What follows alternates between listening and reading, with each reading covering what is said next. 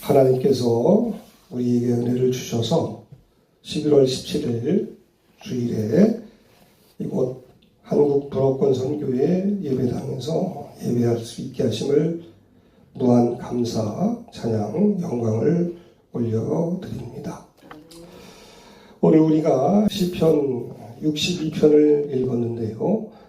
이 시편을 통해서 과연 우리의 소망과 우리의 구원 그리고 우리의 영광이 오직 하나님께 있음을 다시 한번 확인하고 그 은혜로 이번 한 주를 넉넉하게 살아갈 수 있게 되기를 우리 주님의 이름으로 축원을 드립니다. 1절에 보면 나의 영혼이 잠잠히 하나님만 바라며 나의 구원이 그에게서 나오는도다. 자, 구원은 어디에서 옵니까? 구원은 오직 하나님 한 분으로부터 나오기에 우리가 하나님을 바라보며 잠잠히 하나님을 신뢰해야 할 것을 다윗은 권면하고 있습니다. 오늘 이 시편 62편 역시 다윗의 시인데요. 자세한 배경은 나오지 않지만 대부분의 학자들은 다윗이 압살롬 인하여 쫓겨다닐 그러니까 어려운 때에 지은 시편으로 생각을 하고 있습니다. 그렇습니다. 우리의 구원은 어디에서 나옵니까? 오직 하나님 한 분으로부터만 나오는 것입니다. 2절에 있는 것처럼 오직 그만이 나의 반석이시오 나의 구원이시오 나의 요새이시니 내가 크게 흔들리지 아니하리로다. 그래요. 일시적으로 동요할 수 있고 흔들릴 수 있지만 그러나 완전히 자빠지고 넘어지지는 않는다고 하는 것입니다. 7번 넘어질지라도 결국 다시 일어나게 하시는 분은 우리 구원의 하나님. 그래요. 오직 그만이 나의 반석이라고 합니다. 반석하면 어떤 이미지가 떠오릅니까? 요동하지 않는 바위. 세상과 하나님의 근본적인 차이는 무엇일까? 세상은 변합니다. 사람도 변하고 모든 풍조도 변하고 눈으로 보는 이 모든 것들이 결국은 다 변합니다. 저는 요즘에 우리 장모님 병원에 입원하셔서 장모님을 뵐 때마다 그렇게 건강하시고 총명하시던 분이 이렇게 변할 수 있을까? 그래요. 세상은 모든 사람은 인생은 시시각각으로 변합니다. 영원할 수 없습니다. 그러나 하나님은 우리의 반석 되시고 하나님은 영원하시다. 그래서 세상과 하나님의 가장 근본적인 차이는 세상은 변한다. 그러나 하나님은 변하지 아니하시고 흔들리지 아니하신다. 3절에 보면 넘어지는 담과 흔들리는 울타리 같이 사람을 죽이려고 너희가 일제히 공격하기를 언제까지 하려느냐. 자, 이 3절에 대해서는 학자들이 두 가지로 나뉘어 해석을 합니다. 넘어지는 담과 흔들리는 울타리가 누구냐 하는 것입니다. 제가 이 본문을 가지고 설교할 때 과거에는 넘어지는 담과 흔들리는 울타리가 바로 다윗 자신이다 이렇게 해석을 한 적이 있습니다. 즉 다윗 자신이 넘어지는 담과 흔들리는 울타리 같이 연약한데 왜 너희가 나를 죽이려고 공격하기를 멈추지 않느냐. 그러자라도 나는 넘어지는 담과 흔들리는 울타리 같은데 왜 이리 나를 그냥 두지 아니하고 흔들고 나를 그 자리에 가만히 있지 못하도록 나를 왜 이렇게 건드느냐 이런 차원으로 해석을 했습니다. 자, 이런 해석이 또 한 가지가 있고 또 하나의 해석은 뭐냐면 이 넘어지는 담과 흔들리는 울타리가 누구냐면 바로 압살롬을 비롯한 다윗을 공격하는 외부의 사람들이라고 하는 것입니다. 저는 이번에 이 본문을 다시 한번 생각하면서 두 번째 해석이 맞지 않겠느냐. 히브리어 원어로 보면 너희가 일제히 나를 공격하고 나를 죽이려고 할 때에 너희들은 결국 넘어지는 담과 흔들리는 울타리 같이 될 것이다. 자, 그래요. 많은 사람들이 다윗을 공격하고 다윗을 죽이려고 했을 때에 그들의 결말은 결국 넘어지는 담과 흔들리는 울타리 같이 된다라고 하는 것입니다. 많은 사람들이 다윗을 공격할 때에 일제히 공격한다고 했습니다. 자, 이것이 특징입니다. 헤롯과 빌라도가 하나 되어서 바로 주님을 대적했듯 악한 일에 하나가 된 것이 이 세상의 속성이라고 할 수가 있습니다. 4절에 보면 그들이 그를 높은 자리에서 떨어뜨리면 꾀하고 거짓을 즐겨하니 입으로는 축복이요 속으로는 저주로다. 하나님께서는 우리를 각자의 높은 자리, 안전한 자리에 있게 하십니다. 그러나 세상은 우리를 그 높은 자리에서 있지 못하도록 우리를 떨어뜨리고 무너뜨리는 것입니다. 결국 압살롬이 백성들의 마음을 얻기 위해서 속으로는 저주가 있지만 입으로는 축복하는 모습. 이것이 바로 입으로는 축복이고 속으로는 저주라고 하는 것입니다. 다윗에 대해서 악한 말을 합니다. 백성들의 마음을 얻으려고 악한 거짓말을 통해서 다윗을 깎아내고 자신이 올라갑니다. 거기에서 기쁨을 누리는 것이 악인들의 모습입니다. 5절에 보면 나의 영혼아 잠잠히 하나님만 바라라. 나의 소망이 그로부터 나오는도다. 나의 소망은, 나의 구원은 그러기에 오직 하나님밖에 없다라고 하는 것입니다. 오직 그만이 나의 반석이 되시고 나의 구원이 되신다. 나의 요새가 되신다. 내가 그분 안에 있을 때에 나는 흔들리지 아니하리로다. 7절에 있는 것처럼 나의 구원과 영광이 하나님께 있으며 내 힘의 반석과 피난처도 하나님께 있도다. 다윗이 사울을 피해 도망 다녔던 과거의 경험을 통해서도 그렇고 이번에 압살롬을 피하여 도망 다닐 때도 그렇고 다윗의 변함없는 신앙 고백 하나는 하나님이 나의 피난처가 되시고 하나님이 나의 소망이 되시고 하나님이 나의 변함없는 반석이 되신다. 아멘. 7절에 보면 나의 구원과 나의 영광도 하나님께 있도다. 나를 건지실 분도 하나님이시고 나를 건지셔서 다시 한번 나를 높이시고 회복시키시는 그 은혜, 이걸 나의 영광이라고 할 수 있는데 나의 구원도 나의 영광도 오직 하나님께 있도다. 내 힘의 반석과 피난처도 오직 하나님께만 있도다. 나의 구원 나의 영광 하나님께 있으니 내 힘의 반석과 피난처 되시네. 나의 구원도 나의 영광도 다른 사람에게 그 어떤 사람에게 어떤 일을 통해서 있는 것이 아니라 하나님께만 있다. 그러기에 다윗은 자신이 하나님으로부터 누린 그 구원의 경험을 통해서 8절에 백성들아 시시로 그를 의지하고 그의 앞에 마음을 토하라 이렇게 권면을 합니다.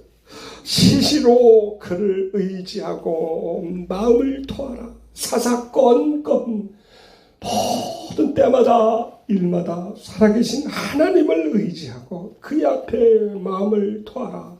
하나님만이 우리의 피난처가 되시기 때문이라 권면합니다. 여러분, 그러나 9절에 보면 아 슬프도다. 사람은 입김이며 인생도 속음수이니.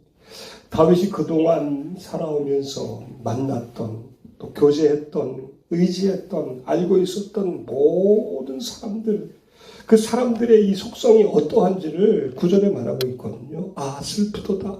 사람은 입김이라는 거예요. 입김, 잠깐 있다가 없어지는 입김. 인생도 속임수이다. 인생도 속임수라고 하는 것은 모든 사람들이 자기 중심적에 대해서 자기의 유익을 위해서 거짓을 말한다라고 하는 것입니다. 사람은 입김이며 인생도 속임수라. 원래 바뀌기 전에 그 개역 성경에는 사람을 천한 자로 설명을 하고 그리고 인생을 높은 자로 설명을 합니다. 그래서 천한 자도 헛되고 높은 자도 거짓되니 저울에 달면 들려 입김보다 경하리로다. 못 사는 사람이든 잘 사는 사람이든 천한 자든 부한 자든 어떤 사람들이든 하나님의 피조물 된 인간은 입김에 불과하고 잠깐 있다 없어질 안개와 같다라고 하는 것입니다. 천하를 호령하던 사람도 그리고 세상을 쥐락펴락하던 사람도 그리고 세상의 모든 재물을 가지고 있던 사람도 나이가 들면 언제 그랬냐는 듯 다 사라지고 우리 눈앞에서 없어지는 것입니다. 그래요. 사람은 입김이며 인생도 속임수이다. 저는 오늘 설교의 제목을 사람은 입김, 인생도 속임수. 그래, 무슨 말이에요? 잠깐 있다 없어질 존재이고 의지할 수 없는 존재라고 하는 것입니다. 입김과 속임수. 입김은 뭐예요? 연약하다는 얘기예요. 의지할 수 없다는 얘기예요. 속임수는 뭐예요? 속고 속입니다. 그러니 누굴 의지할 수 있고 누구를 믿을 수가 있겠어요. 인간의 유한함과 무가치함을 다윗은 갈파하고 있는 것입니다. 그래요. 그렇다고 하면 우리가 누구를 의지하게 되겠어요? 이사야 선지자의 말처럼 너희는 인생을 의지하지 말라. 그의 호흡은 코에 있나니 샘할 가치가 어디 있느냐. 인생을 의지할 수가 없는 거예요. 내일 일을 너희가 알지 못하는도다. 너희 생명이 무엇이냐. 너희는 잠깐 보이다가 없어지는 안개니라. 안개에 불과하고 입김에 불과하고 잠깐 있다 없어질 존재라고 하는 것입니다. 그러니 여러분 우리가 누구에게 소망을 두고 누구에게 구원을 바라야 되겠습니까? 10절에 보면 포악을 의지하지 말아라. 탈취한 것으로 호망하여지지 말아라. 재물이 늘어도 거기에 마음을 두지 말지어다. 포악과 탈취한 것, 재물 이것이 인간이 의지하는 것들인지도 몰라요. 포악은 뭐예요? 하나님이 정하신 법 넘어서서 자기의 힘으로 무언가를 가지려고 하는 것입니다. 의지하는 것이죠. 탈취하는 것입니다. 그리고 재물, 돈, 재물이 늘어도 거기에 마음을 두지 말지어다. 포악과 탈취와 재물, 인간이 의지하는 것인지도 몰라요. 입김이며 속임수인 인간들이 의지하는 것 세 가지가 바로 10절에 나오는 거예요. 9절에 사람은 입김이고 인생도 속임수인 존재가 의지하는 것 세 가지. 포악과 탈취한 것과 재물을 의지할 때에 그런 것들은 어떤 것도 의지할 수 없다라고 하는 거예요. 결론의 말씀이 11절과 12절에 나옵니다. 11, 12절을 한번 읽어볼까요? 하나님이 한두 번 하신 말씀을 내가 들었나니 권능은 하나님께 속하였다 하셨도다. 아멘. 하나님이 한두 번 하신 말씀, 이게 뭐예요? 하나님께서 다윗에게 한 번이 아니라 두 번 반복적으로 강조해서 하신 말씀은 뭐냐? 다윗이 하나님 주신 성령의 계시로 영감으로 받은 말씀은 뭐냐면 뭐예요? 하나님께서 직접 말씀하시는 거예요. 권능은 하나님께 있도다 라고 하는 거예요. 권능은 하나님께 있도다. 이 말씀을 하나님의 성령께서 다윗으로 하여금 듣게 하시고 깨닫게 하시는 거예요. 권능은 하나님께 있도다. 구원이 하나님께 있다. 은혜가 하나님께 있다. 우리에게 놀라운 하나님의 영광을 비춰주시고 우리를 다시 한번 회복시키시는 권세와 능력은 오직 살아계신 하나님께 있다 하는 것을 다윗은 직접 성령의 계시로 들었고 그가 지금까지 살아가면서 인생의 수많은 고난 속에서 깨달았던 진리였던 것입니다. 그렇습니다. 구원은, 은혜는, 소망은 오직 하나님께 있다. 사람은 입김이고 인생도 속임수일진데 우리가 나 자신을 그 누구도 믿고 의지할 수 없지만 권능은 하나님께 있기에, 구원은 하나님께 있기에, 오직 은혜는 하나님께 있기에 오직 우리는 주님을 바라보며 12절에 있는 것처럼 주여 인자함은 주께 속하오니 우리를 불쌍히 여겨주시고 긍휼히 여겨주시며 우리를 인자함으로 대해주시는 그 하나님을 이번 한 주간도 바라보며 오늘 특별히 이 추수감사주의를 통해서 지금까지 지내온 모든 발걸음 하나하나 가운데 우리 하나님이 우리를 인자함으로 함께 하신 것을 분명히 확신하면서 이번 한 주도 나의 구원 되시고 나의 영광 되시는 권능이, 모든 권능이 하나님께 있음을 알고 주님과 동행하며 주님을 의지하는 복된 한 주가 되기를 우리 주님의 이름으로 축원을 드립니다. 살아계신 하나님 아버지 참으로 감사합니다. 오늘 시편 62편 다윗의 고백을 통하여서 주님, 구원은 하나님께 있고 영광도 하나님께 있고 우리의 소망도 하나님께 있음을 고백합니다. 더 이상 입김에 불과한 사람을 의지하거나 속임수인 인생을 믿지 말고 권능과 은혜가 가득한 오직 하나님 한 분만 믿고 의지하게 하여 주시고, 그래서 오늘 다윗이 결론적으로 고백한 것처럼 권능은 살아계신 하나님 안에만 있음을 또한 우리 각자의 삶을 통해서 많은 사람들에게 드러내고 증거하는 복된 한 주간이 되게 하여 주시옵소서. 이명규 사모님을 하나님께서 치료하여 주시고 회복시켜 주시고, 하나님 우리 온 가족들, 우리 온 성도들 하나님의 은혜 가운데 지켜주시고 인도하여 주시옵소서.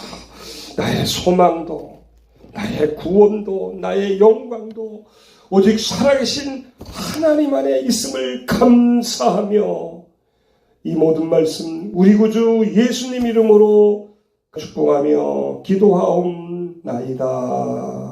아멘.